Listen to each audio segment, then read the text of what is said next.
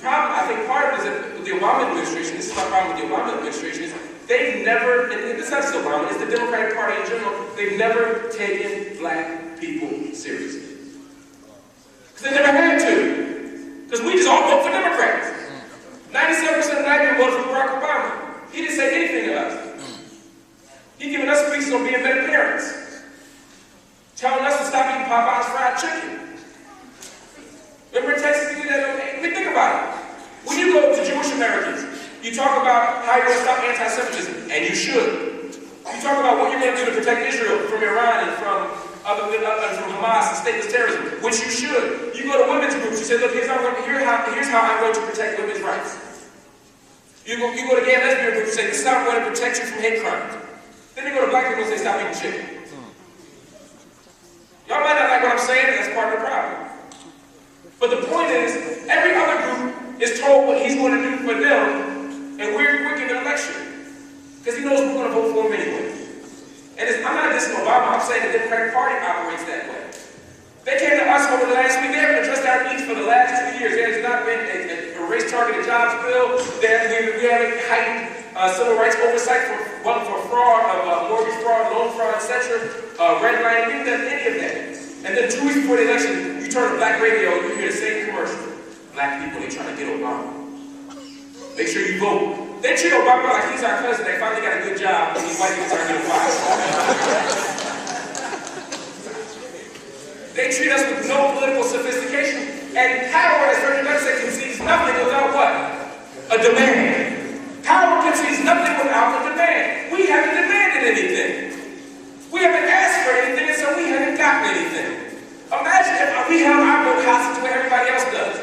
We're not voting for you unless you tell us how you're going to end at pandemic level HIV/AIDS in our community. We're not going to vote for you unless you fix these broken schools. We're not going to vote for you unless you protect us from foreclosure.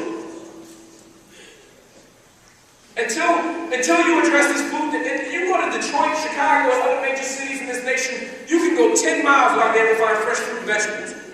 But there's a McDonald's, a fried wing shop, and 10 liquor stores on the same block. We can fix that. But we have to demand more. So yes, should hip hop be more? Yes. Should hip hop have more articulate politics? Yes. That's a great question. But we must also, as a people, demand more from the folk. That's what makes the Tea Party so interesting. Say what you want about the Tea Party. They had an agenda. They mobilized their agenda. They organized their agenda, and they damn near took Nevada from Harry Reid. They took the Florida governor's race, Marco Rubio. They took South Carolina. They took Kentucky. They're winning because they're organized. The problem is we as black people, we as liberals, we as Democrats, we have our firing squads in a circle. We spend our time shooting at ourselves, fighting with ourselves, while they keep advancing an agenda. If you agree with it, that's cool. If you don't, that's cool too. But the point is they have one, we don't. When are we going to learn? Ron Williams got fired from NPR. Fox News went crazy. They fired me last year for the same thing. We just didn't go crazy. And I'm not mad. This ain't sour grapes. I don't want to be back on Fox. That ain't my point. I'm saying that they have an agenda. They don't care about Ron Williams.